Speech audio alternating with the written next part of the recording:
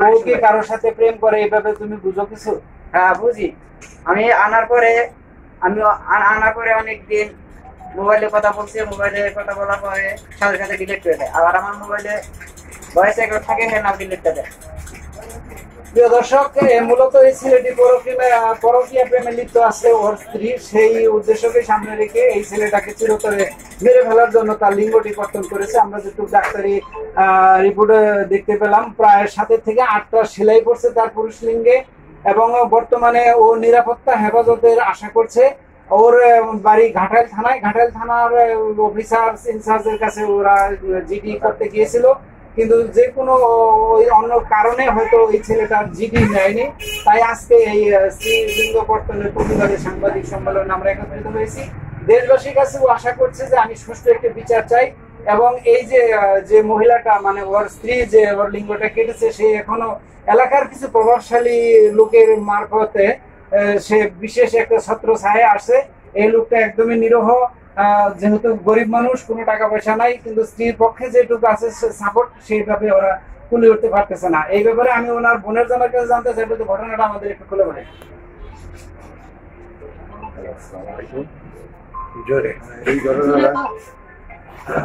এই ঘটনার সত্য ঘটনা।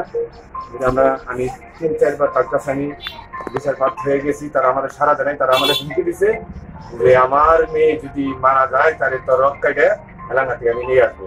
আমি দেশবাসীর কাছে এটা সত্য বিচার চাই, এটা আপনারা সবাই আমাদের বিচার করে দিন। তারা এই আমার শালার শ্বশুর বাড়ি, মেয়ের চাচি, মেয়ের চাচা, এরাই ভুক্তভোগী। আপনি ওনার কি লাগেন? দেশবাসীর কাছে আপনার কি বলার আছে? দেশবাসীর কাছে আমার বলার আছে আমি সুস্থ বিচার চাই দেশবাসীর কাছে। আচ্ছা, এলাকার যে মেম্বারের কাছে আপনারা গেছিলেন, উনি কি বলছেন? এলাকার মেম্বারের কাছে গেছিলাম আমরা মেয়েটাকে হেফাজতে রাখার জন্য। তারা আমাদেরকে আরো আমাদের কাছে দিয়ে দিছে হেফাজতে রাখার জন্য, এবং যদি তারা মেয়ে না পায় আমাকেই ধরবে।